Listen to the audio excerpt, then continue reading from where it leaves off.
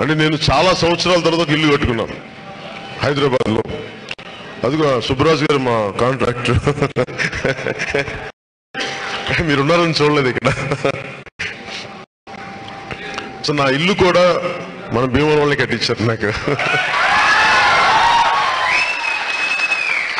అలాగే భీమవరం గురించి ఏదైనా కావాలని తెప్పించుకోవడం మా వర్మ గారి దగ్గర నుంచి తెప్పించుకుంటాను.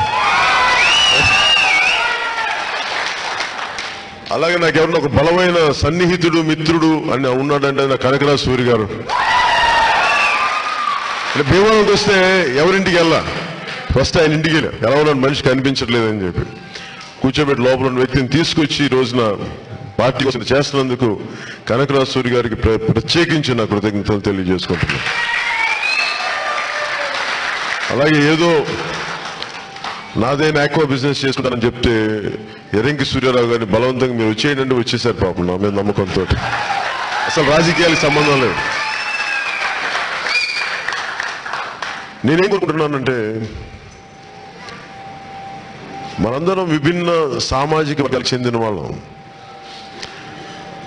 అసలు గొడవలు పెట్టుకునేంత సమయం ఇస్తేనే గొడవలు వస్తాయి. యువతకి ఉపాధి అవకాశాలు వారి శక్తిని బయటికి తీసే ఒక పర్పస్ గాని ఇవ్వగలిగితే యువతకి అసలు గొడవలు పెట్టుకోవడానికి టైం ఉండకూడదు ఎవరికైనా సరే. అలాంటి భీమవరాన్ని తయారు చేస్తాను.